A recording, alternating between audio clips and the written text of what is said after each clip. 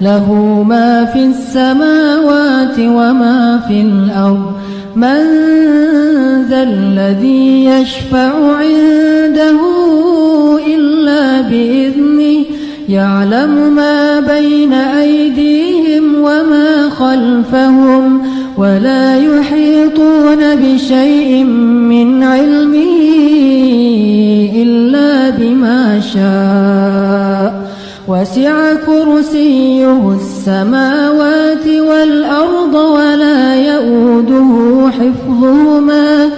السلام عليكم ورحمة الله وبركاته.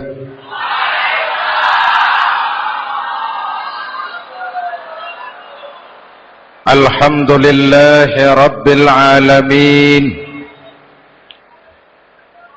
والصلاة والسلام على أشرف المرسلين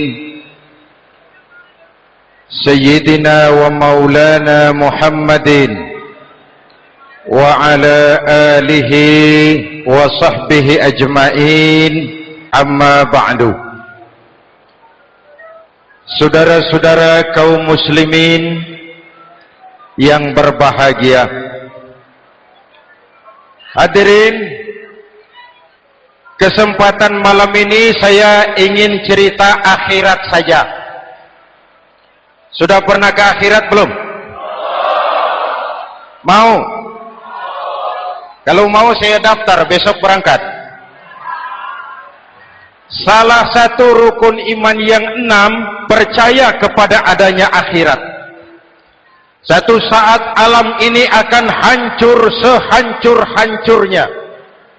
Bumi, gempa, gunung meletus, air laut tumpah ke darat, planet-planet bertabrakan, halilintar menyambar, angin topan bertiup, semua yang bernama hidup mati. Itu kiamat. Lalu kita akan dibangkitkan di padang mahsyar, dibangkitkan dari kubur kita masing-masing. Dan subhanallah, pada saat bangkit dari kubur itu, keadaan muka kita ini menurut satu riwayat berubah menurut amalan kita masing-masing. Jangan heran nanti ada yang dibangkitkan dari kuburnya itu mukanya berubah jadi muka tikus. Hebat sekali, badannya badan manusia, tangannya tangan manusia, mukanya muka tikus. Sebab apa? Sebab waktu di dunia amalannya amalan tikus. Apa amalan tikus itu? Suka menggeragoti barang yang disimpan rapi-rapi.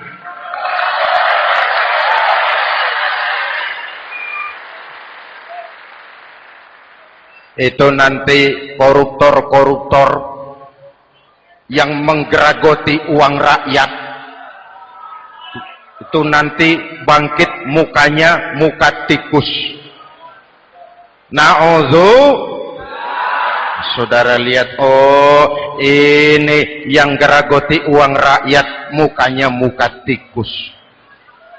Ada lagi yang bangkit dari kubur, mukanya itu berubah jadi muka harimau. Kenapa? Waktu di dunia amalannya amalan harimau. Apa harimau itu? Mau menang sendiri, keras kepala, kupeh. Di mana ada hutan, rajanya pasti harimau. Padahal hutan belum pernah bikin pemilihan umum.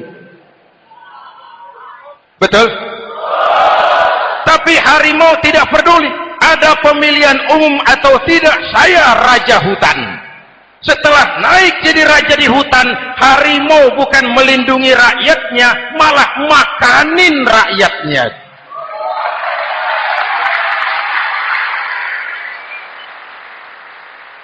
Orang-orang yang mau benar sendiri. Ada lagi yang bangkit dari kubur gagah, mukanya muka ketek. Sebab apa? waktu di dunia amalannya amalan ketek. Apa ketek itu? Rakus, serakah, tamak. Coba, ketek itu kasih pisang, dimakan.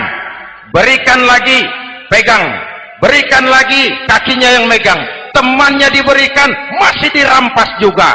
Ketek. Serakah, kalau mental ketek masih gentayangan di republik ini, maka pemerataan cuman akan jadi dongeng. Kaum muslimin yang berbahagia, pada saat itu di akhirat nanti, setiap orang sibuk dengan urusannya sendiri-sendiri. Boleh jadi setiap kita lalu akan dimintakan pertanggungjawaban jawab.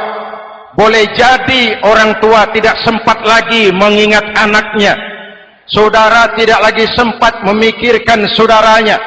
Tiap orang akan dimintakan pertanggungjawaban jawab.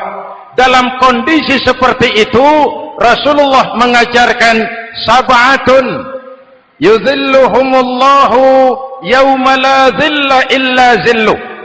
Ada 7 golongan manusia yang di akhirat nanti akan langsung mendapat perlindungan dari Allah Subhanahu wa ta'ala.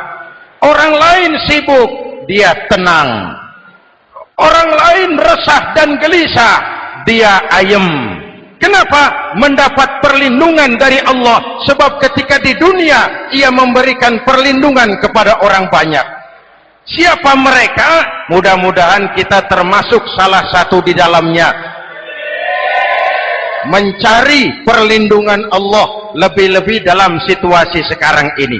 Pertama, imamun adil yang akan mendapat perlindungan langsung dari Allah adalah pemimpin yang adil. Sebab apa? Pemimpin yang adil melindungi banyak rakyat, maka pantas di akhirat dilindungi oleh Allah Subhanahu. Kita ini kan zon politikan. Kita ini makhluk yang tidak mungkin hidup sendiri-sendiri. Untuk melaksanakan hajat bersama, kita memerlukan pemimpin. Memilih pemimpin itu tidak sulit. Dalam fikih ketika sholat itu dijelaskan bagaimana cara memilih imam. Siapa yang diangkat jadi imam? Pertama, a'lamuhum, orang yang paling alim di kampungmu siapa? Angkat jadi imam. Yang paling alim, paling menguasai persoalan sehingga bisa membawa bangsa keluar dari kesulitan. Pemimpin yang bisa menyelesaikan masalah, bukan yang menimbulkan masalah.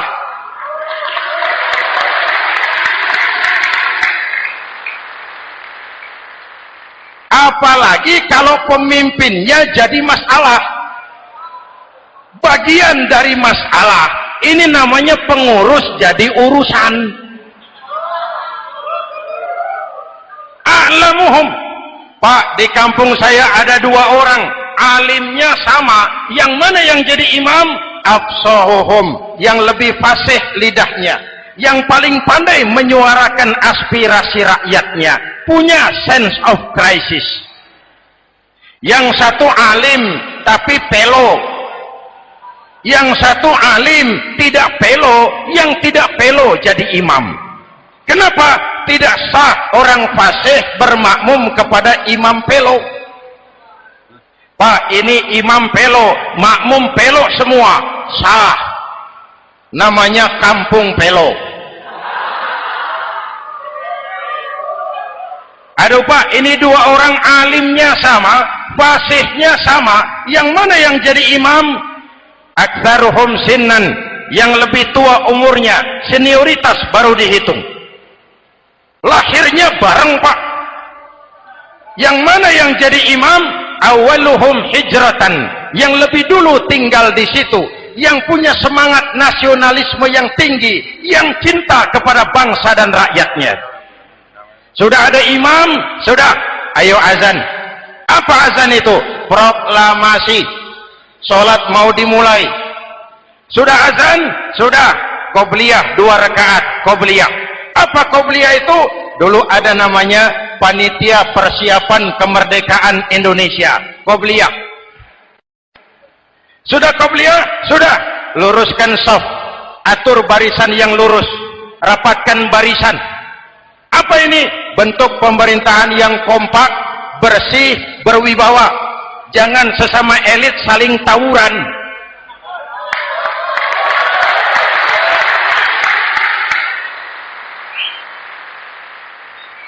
Luruskan shaf. Lalu shaf yang terdepan hendaknya diisi orang yang sedikit alim. Tidak perlu alim betul, sedikit alim. Maksudnya apa? Kalau imam keliru dia bisa tegur. Kalau imam salah dia bisa tegur. Kalau imam batal dia bisa gantikan. Ini wakil-wakil makmum. DPR, DPRD. Wakil-wakil makmum. Sudah. Ayo imam, pimpin sholat. Sepakati dulu, kita mau sholat apa? Rakaatnya berapa? Surah yang mau dibaca apa? Pakai sujud tilawah apa tidak? Supaya makmum tidak kaget-kagetan. Rakyat harus dikasih tahu pemimpinnya mau kemana. Visinya apa? Supaya makmum ikutnya ikhlas. Jelas? Hadirin yang saya hormati, kita memerlukan pemimpin yang adil, yang menaungi rakyatnya, sehingga dengan demikian nanti mereka akan dinaungi langsung oleh Allah Subhanahu. Mudah-mudahan Allah memberikan kepada kita rakyat dan bangsa Indonesia ini pemimpin yang adil. Saya yakin perjalanan waktu akan mengantarkan kita di mana orang-orang akan terbuka topengnya sehingga akan jelas mana pembela rakyat, mana penyengsara rakyat.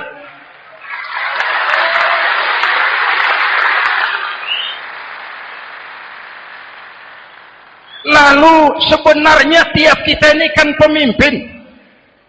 Pak Lurah pemimpin di kelurahannya, Pak Camat pemimpin di kecamatannya, kepala suami pemimpin di rumah tangganya, anak muda pemimpin bagi dirinya, dan setiap kita akan dimintakan pertanggungan jawab tentang apa yang kita pimpin. Marilah setiap kita berusaha menjadi pemimpin yang adil. Satu. Yang kedua, syab nasya'a fi ibadatillah, anak muda yang tekun beribadah kepada Allah. Amin. Remaja adalah masa depan kita semua.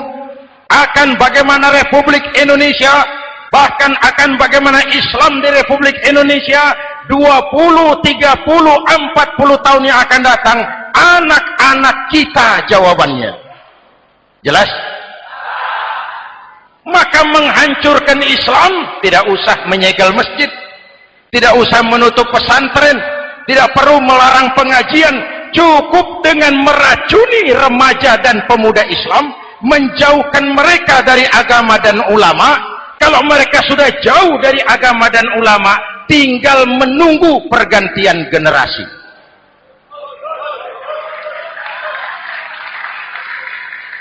Maaf, kalau yang sudah 60 tahun ke atas itu saya anggap angkatan selamat,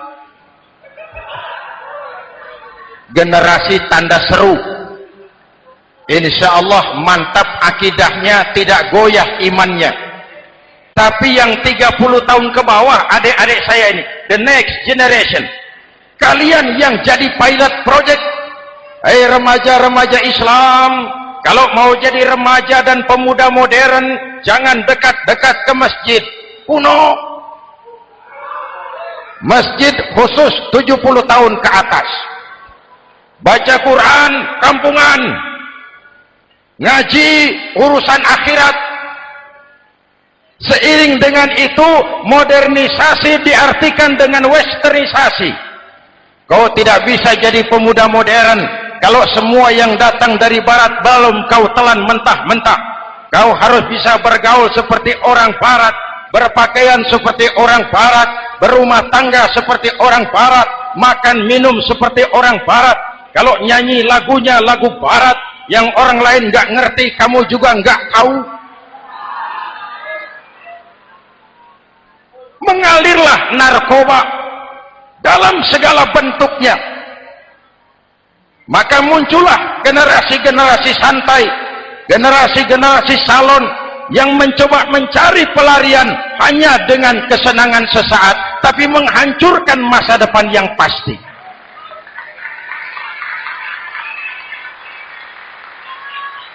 Maka mengalirlah free love, free sex, samenleben, hidup bersama di luar nikah alias kumpul.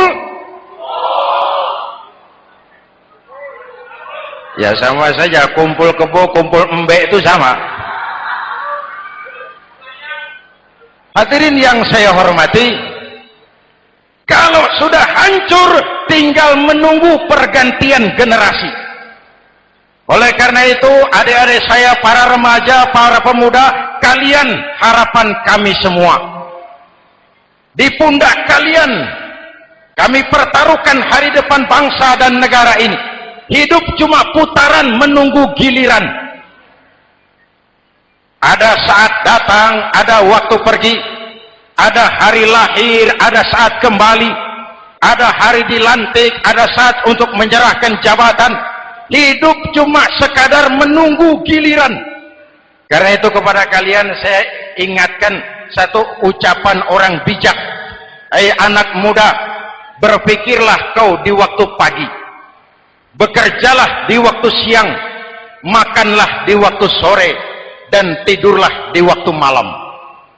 Berpikir di waktu pagi, belajar mumpung masih muda. Bekerjalah di waktu siang, amalkan ilmu itu setelah dewasa. Makanlah di waktu sore, hari tua tinggal menikmati hasilnya. Tidurlah di waktu malam, matilah dengan tenang. Kalau pagi kau tidak berpikir, nanti siang kau tidak akan bisa bekerja. Kalau siang tidak kerja, nanti sore mau makan apa? Kalau sore tidak makan, alamat malam nggak bisa tidur.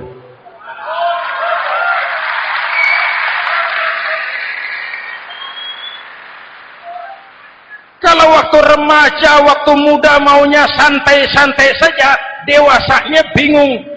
Kalau dewasanya bingung, hari tua terlunta-lunta. Kalau hari tua terlunta-lunta, matinya menteleng. Maka lebih baik makan singkong betulan daripada makan roti mimpi. Ayo, makan singkong betulan, makan roti mimpi, lebih bagus mana? Lebih bagus makan roti betulan. Kalau perlu, lebih baik sekolah sambil dagang koran, sekolah sambil parkir mobil, sekolah sambil semir sepatu, daripada petatang peteteng tanpa prospek hari depan yang ada artinya.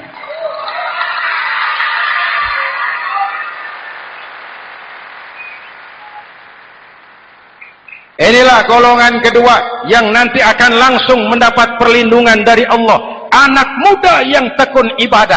Kalau orang tua tekun ibadah, pantas. Orang tua rajin ibadah, tidak istimewa.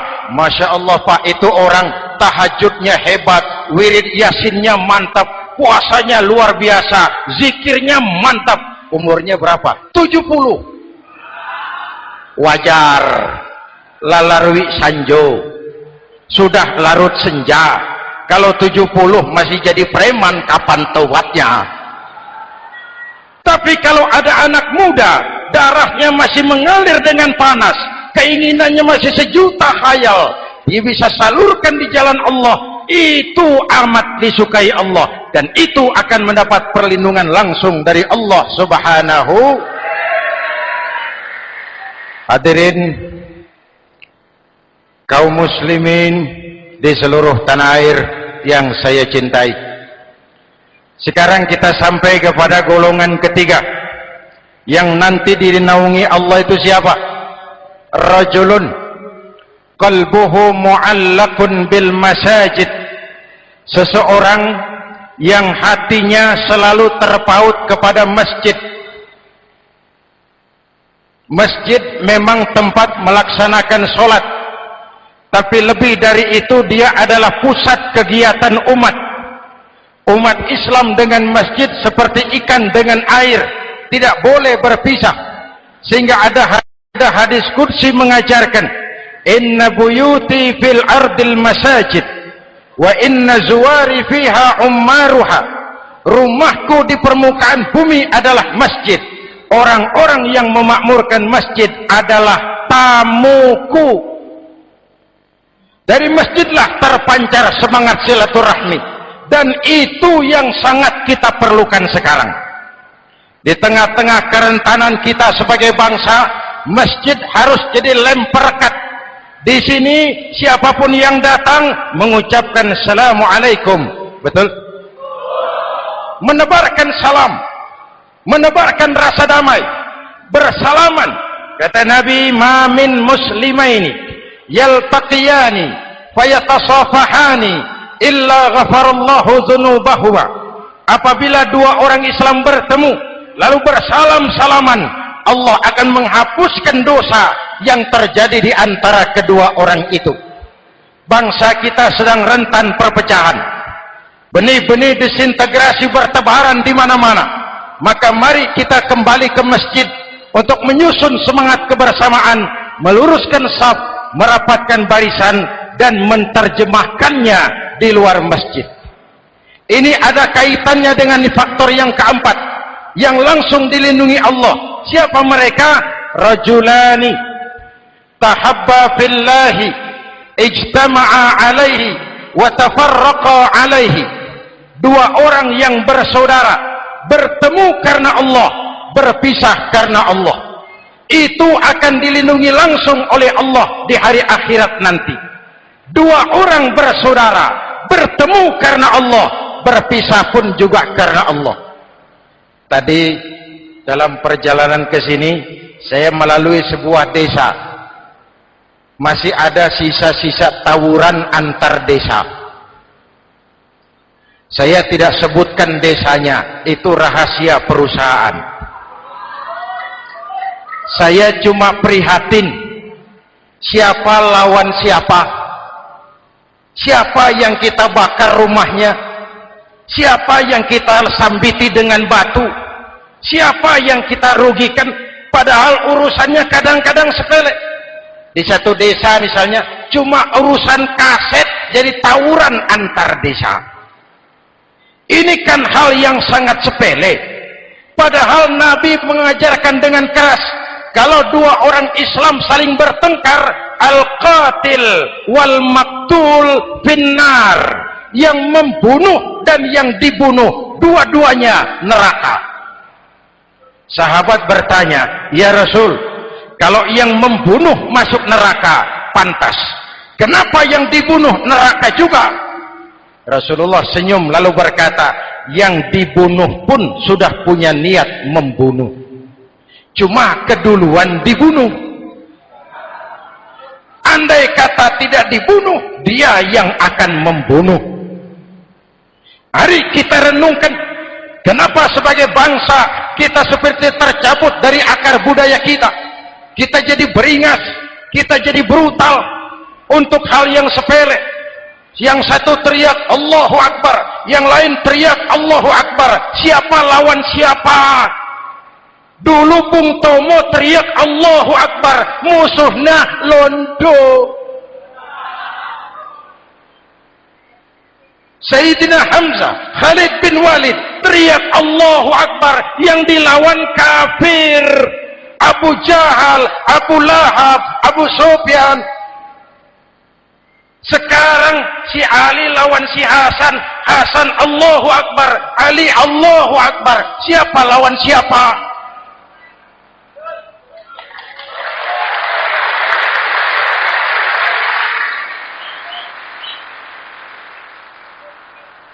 Kenapa kita jadi begitu mudah menggunakan nama Tuhan untuk melampiaskan ambisi pribadi? Kenapa Allahu Akbar yang begitu sakral kita lepas cuma untuk pelampiasan sebuah dendam? Dua orang yang bersaudara bertemu karena Allah, berpisah karena Allah, itu ukurannya. Kau di jalan Allah, kau saudaraku. keluar dari jalan Allah. Selesai persaudaraan sampai di sini.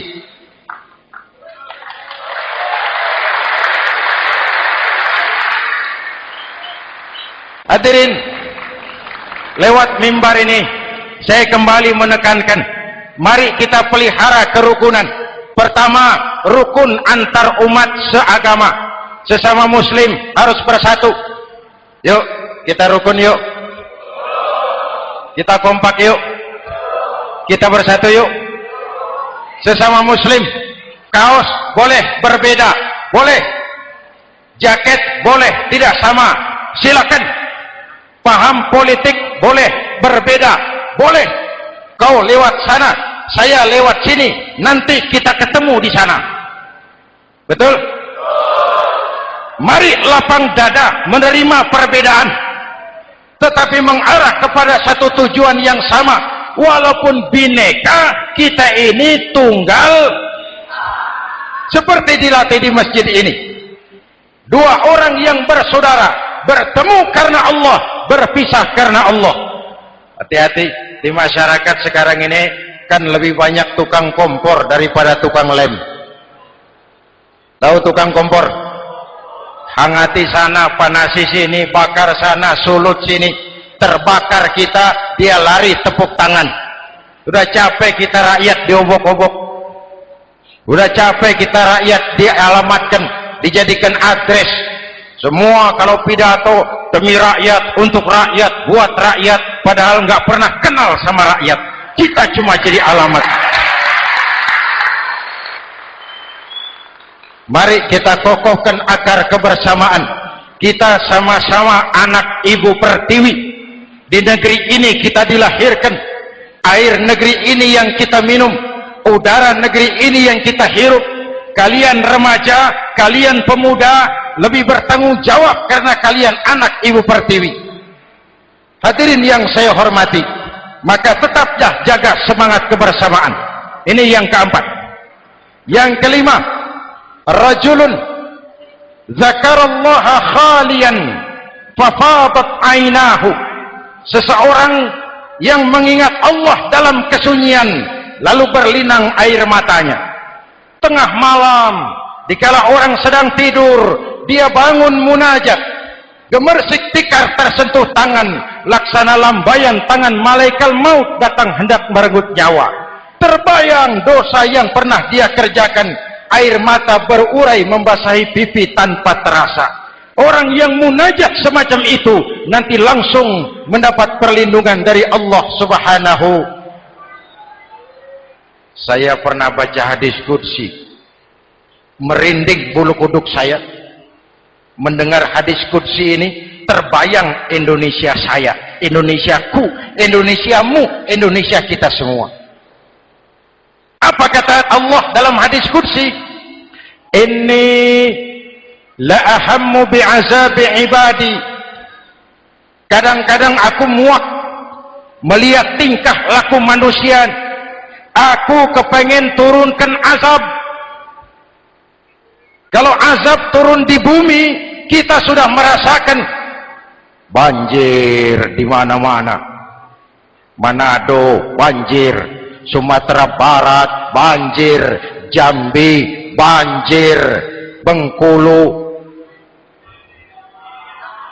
tanah longsor di Purworejo, Cilacap banjir, Sukabumi gempa, Pandeglang gempa, ekonomi terpuruk, antar kampung tawuran, antar elit di atas tawuran.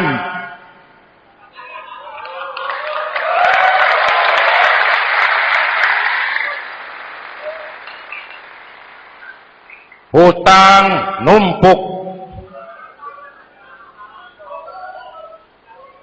40% APBN kita ini sekarang cuma untuk bayar hutang.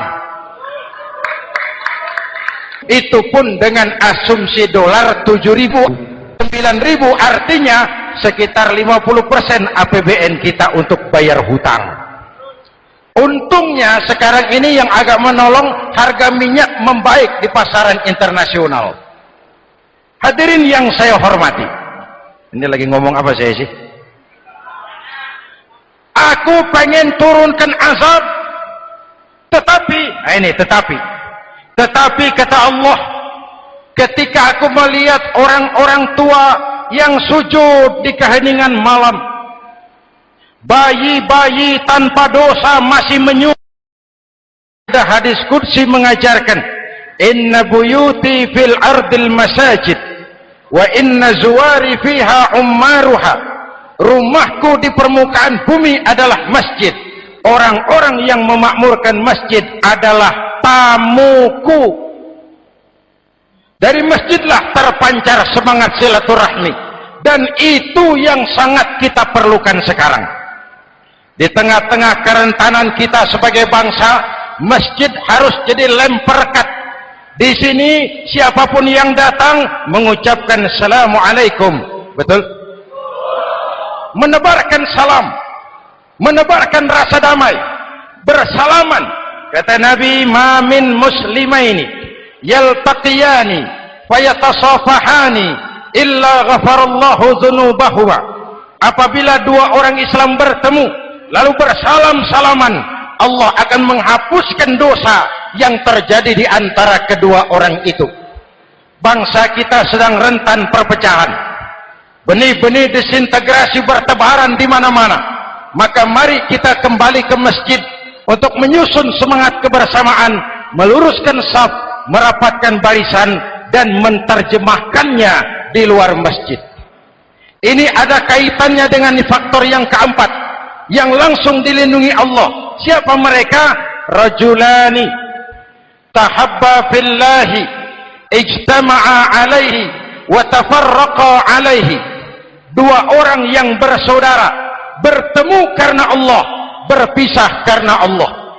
Itu akan dilindungi langsung oleh Allah di hari akhirat nanti. Dua orang bersaudara, bertemu karena Allah, berpisah pun juga karena Allah. Tadi dalam perjalanan ke sini, saya melalui sebuah desa. Masih ada sisa-sisa tawuran antar desa. Saya tidak sebutkan desanya, itu rahasia perusahaan. Saya cuma prihatin, siapa lawan siapa, siapa yang kita bakar rumahnya, siapa yang kita sambiti dengan batu, siapa yang kita rugikan, padahal urusannya kadang-kadang sepele. Di satu desa misalnya, cuma urusan kaset jadi tawuran antar desa. Ini kan hal yang sangat sepele.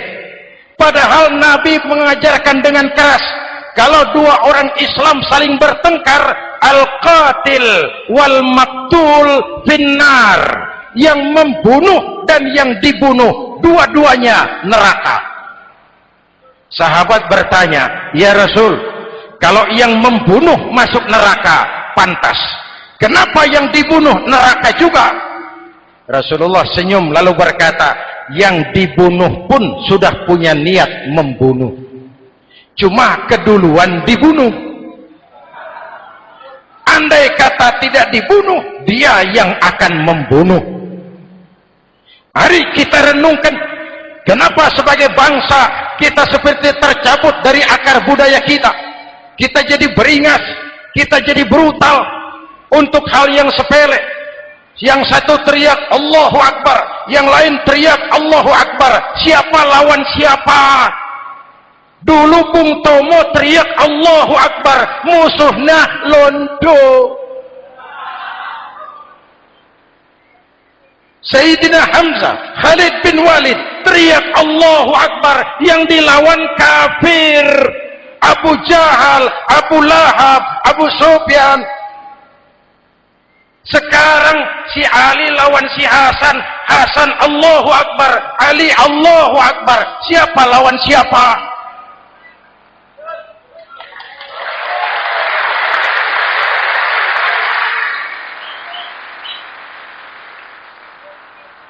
Kenapa kita jadi begitu mudah menggunakan nama Tuhan untuk melampiaskan ambisi pribadi? Kenapa Allahu Akbar yang begitu sakral kita lepas cuma untuk pelampiasan sebuah dendam? Dua orang yang bersaudara bertemu karena Allah, berpisah karena Allah. Itu ukurannya. Kau di jalan Allah, kau saudaraku. Keluar dari jalan Allah, selesai persaudaraan sampai di sini.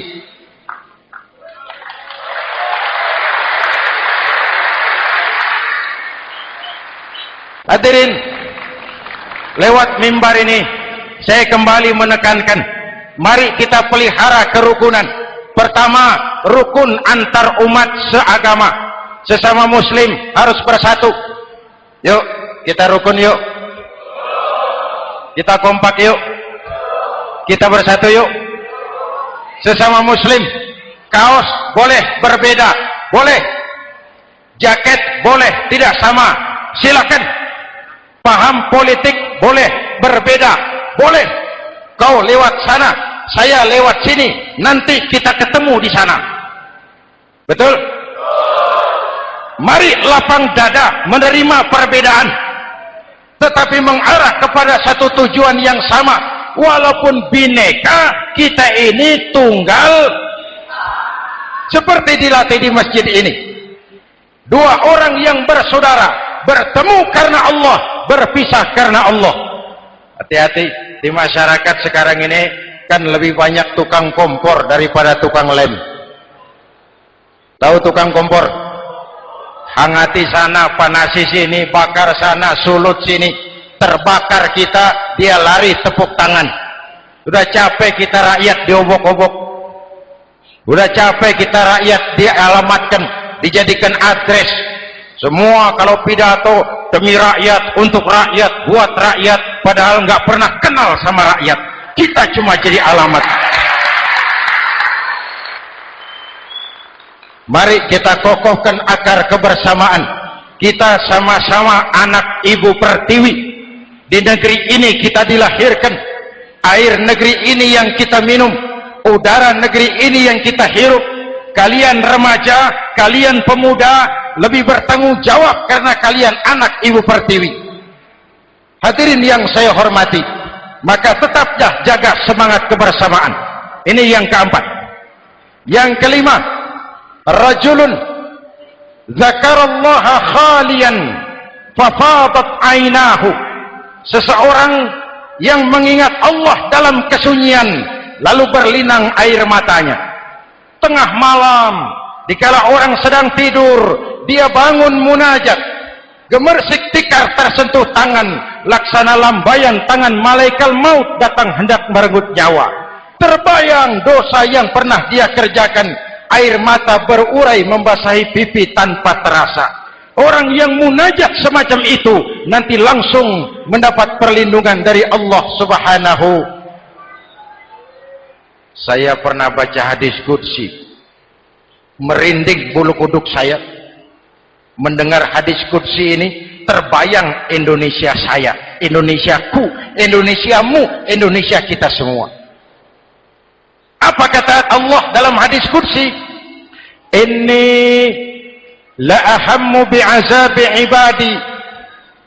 Kadang-kadang aku muak melihat tingkah laku manusia. Aku kepengen turunkan azab. Kalau azab turun di bumi, kita sudah merasakan banjir di mana-mana. Manado banjir, Sumatera Barat banjir, Jambi banjir, Bengkulu, tanah longsor di Purworejo, Cilacap banjir, Sukabumi gempa, Pandeglang gempa, ekonomi terpuruk, antar kampung tawuran, antar elit di atas tawuran.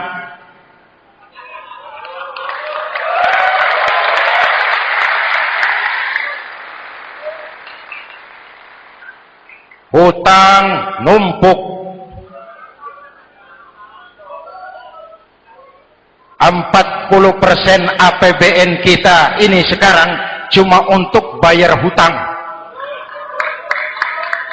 Itu pun dengan asumsi dolar 7.000, 9.000, artinya sekitar 50% APBN kita untuk bayar hutang. Untungnya sekarang ini yang agak menolong, harga minyak membaik di pasaran internasional. Hadirin yang saya hormati, ini lagi ngomong apa saya sih? Aku pengen turunkan azab, tetapi kata Allah, ketika aku melihat orang-orang tua yang sujud di keheningan malam, bayi-bayi tanpa dosa masih menyusu, binatang ternak melata mencari makan, murkaku surut, azab aku tarik kembali. Ayo renungkan hadis ini. Allah mau marah nggak jadi, azab ditarik, kesulitan diangkat, pertolongan datang, ada yang meredam murka Allah. Allah mau marah nggak jadi. Kenapa? Orang-orang tua yang tengah malam sujud sambil berlinang air mata, itu yang meredam murka Allah, yang ikhlas menangis kepada Allah, bukan menangis berdasarkan pesanan. Ini kan sekarang apa yang nggak bisa dipesan? Istighosah pesanan, demo pesanan, 10.000 berangkat. Ngerti apa enggak urusan soal lain.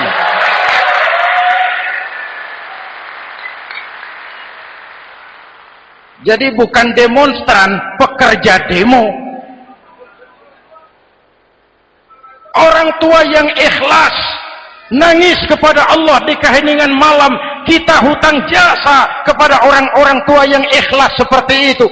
Itu yang menjaga keselamatan bangsa. Allah mau murka nggak jadi, sepanjang masih banyak orang-orang tua yang sujud di tengah malam.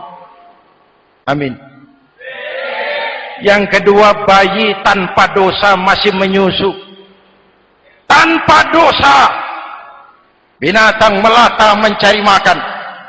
Sekarang bagaimana kesulitan, gak mau panjang, mengamalkan hadisnya terbalik. Yang disuruh itu orang tua tengah malam sujud, bayi tanpa dosa nyusu. Sekarang ini orang tua tengah malam nyusu, bayi tanpa dosa dibuang ke tempat sampah.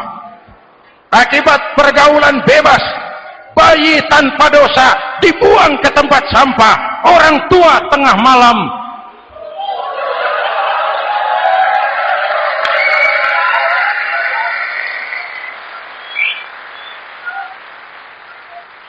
hadirin. Yang keenam, rajulun da'athum ra'atun zatu mansibin wa jamalin ila nafsiha faqala inni akhafu Allah rabbal alamin. Orang yang bermoral dibujuk rayu oleh perempuan cantik, lalu dia berkata, maaf, saya takut kepada Allah. Orang bermoral yang merasakan kehadiran Allah dekat dalam hidup. Umpama waktu puasa, saudara sholat zuhur, sebelum sholat saudara berwudu, ketika berkemur saudara korupsi, sedikit airnya saudara minum. Jangankan polisi, teman wudhu sebelah pun tidak tahu kalau waktu berkemur saudara korupsi. Kenapa kita tidak mau melakukan? Ada rasa malu kepada Allah. Ini yang perlu kita tumbuh kembangkan, rasa malu kepada Allah subhanahu wa ta'ala. Yang ketujuh, rajulun tasaddaqa bi sadaqatin fa akhfaha. Orang yang bersedekah lalu disembunyikan sehingga tangan kiri tidak tahu apa yang diberikan oleh tangan kanan. Orang yang punya kepedulian tinggi tetapi ikhlas menolong yatim, membantu sesama dalam rangka menegakkan masyarakat yang adil dan makmur.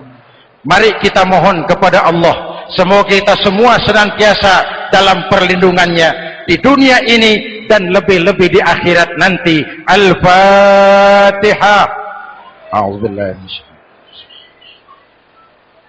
Siratal ladzina an'amta 'alaihim ghairil maghdubi 'alaihim waladdallin. Amin. Bismillahirrahmanirrahim. Alhamdulillahi rabbil alamin. Allahumma shalli ala Muhammad wa ala alihi wa sahbihi ajmain.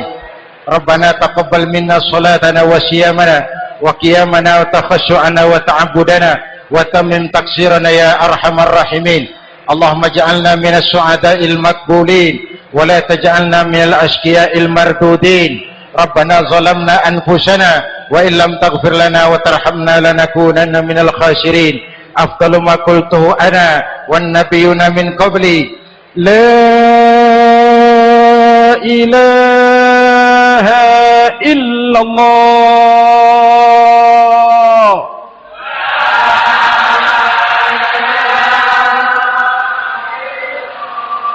لا إله إلا الله.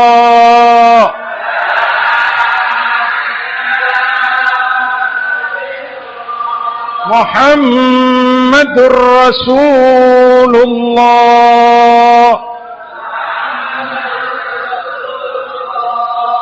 كلمة حق عليها نحيا وعليها نموت وعليها نبعث إن شاء الله من الآمنين. وآخر دعوانا أن الحمد لله رب العالمين. السلام عليكم ورحمة الله وبركاته.